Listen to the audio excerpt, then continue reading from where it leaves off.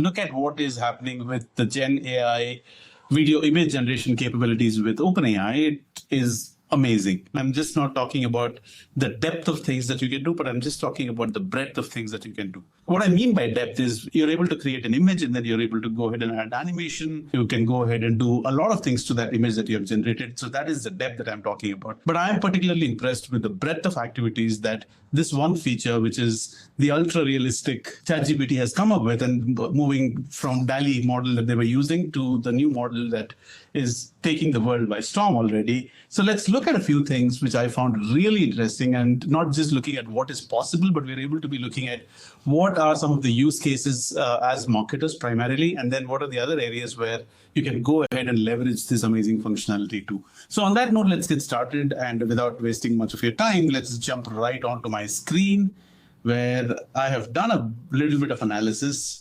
And I'm also going to talk to you about in terms of what are some of the things that you have to be careful about when dealing with this, where things could go wrong. And with that improvisation, it is just going to be amazing. And it is going to cover a lot of use cases for us. So on that note, here is what I did. I went and asked ChatGPT to write me a short story. And before that, what I have done is I really wanted to show you what I had done on my LinkedIn this morning. Okay, hold on. We go to posts. This is the posts. These are the posts. Okay, this is something that I have done, right? So if you're able to see the screen, hold on. So I go to my comments. Let me show you what, this is the original image that I have uploaded, and it created an anime version of me. Look at the trees, look at the landscape. It just replicated the whole thing here. Now this is the AI image. Now what I did was, now what I'm particularly impressed with is look at the logo here on the motorbike that I'm sitting here, right? It just almost got it right.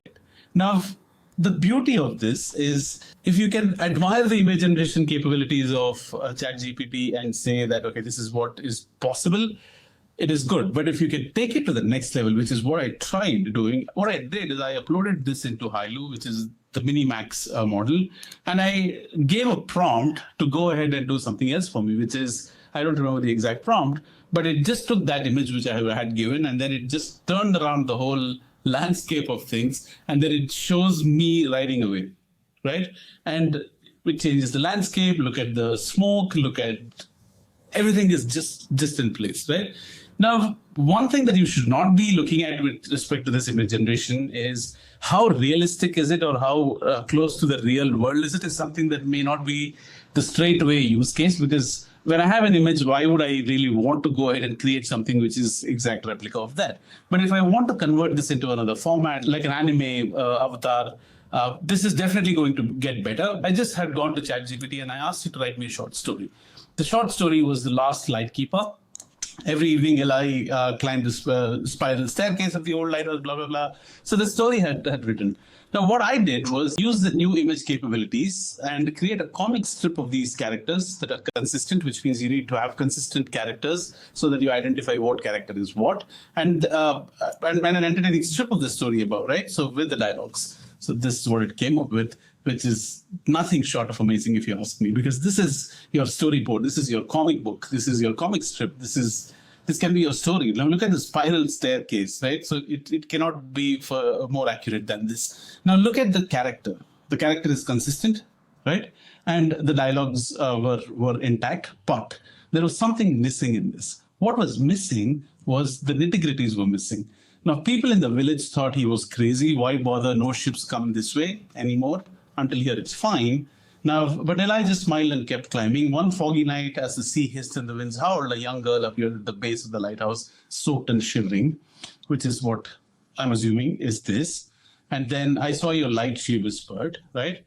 But the lanterns got real. It hasn't worked since forever. So this strip is missing. This style is missing.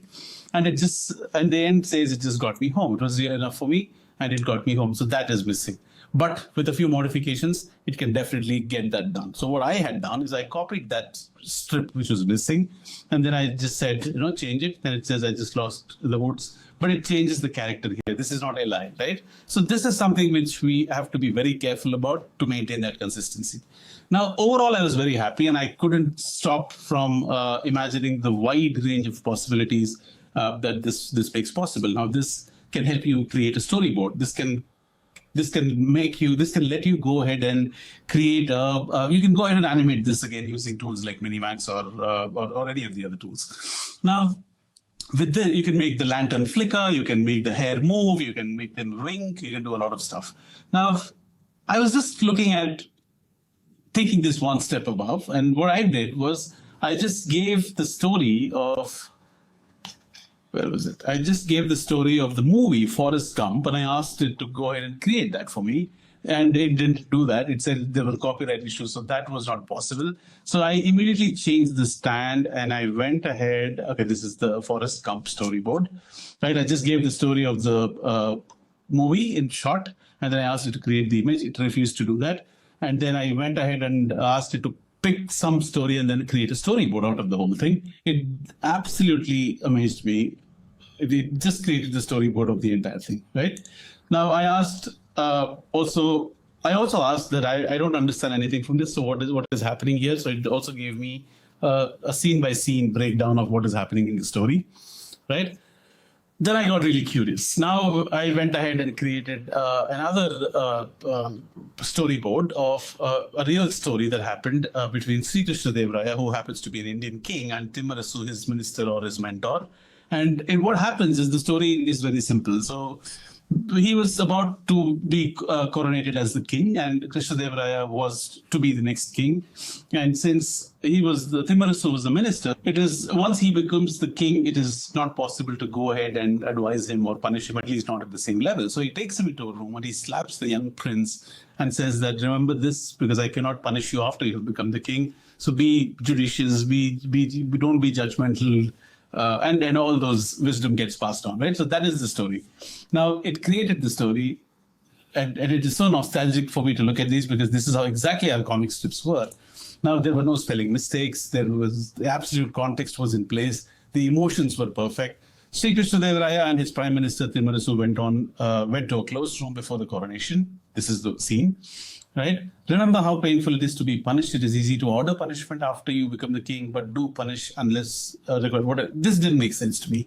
And what surprised me is here it seems like he's about to slap him, but the image shows that the young prince slapped the prime minister, which is incorrect, absolutely incorrect. So what you had to do was you had to go back and change the whole context. Now it makes sense. Right. So these are small nuances that we should keep in mind and make sure that you pay attention to those details, because that can either make or break your story. Now, apart from that, what I thought would be interesting was to go ahead and look at all the other possibilities of where else can this be used. At the first go, I quickly realized that this can make for amazing use cases in terms of using it for storyboarding, using it for making cartoons, for children's books, for posters, for marketing. The possibilities were endless, right? So I also wanted to demonstrate how this can be used. Let me show what I mean. So I also wanted to demonstrate how this can be used, taking ChatGPT's image generation to go ahead and make an image to help us understand what are all the possible things. Now, this can be used for thumbnails and covers. One of the biggest pain points for any creator out there is to go ahead and rely either on an external designer or hire somebody, or look at other tools like Canva to go ahead and come up with boring things. Or you need to have that design expertise to go ahead and come up with those interesting Mr. Beast looking thumbnails, right? Now, then I went ahead and dig deep and I realized what else can be done. This can be used for education. This can be used for content creators. This can be used for marketing, for thumbnails, scene visuals, ads, right? Instagram and TikTok trends, merch design. And I also made another image that this is all created by ChatGPT, right? Now you have storytelling and lore creation, storytelling, collaborations in the audience, interaction. You can do a lot of stuff, including education, and a lot of amazing, amazing things for marketers and content creators alike.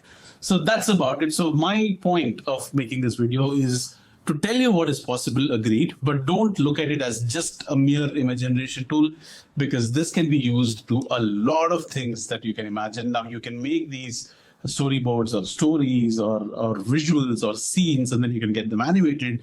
And just don't stop after you create the image. Just go wild and explore all that you can. And let me know what you think and what are all the possibilities that you have discovered, so that, come on, we're here to learn from each other, and that is what will keep us moving forward in the age of AI. Thank you so much. My name is Casey. Until next time.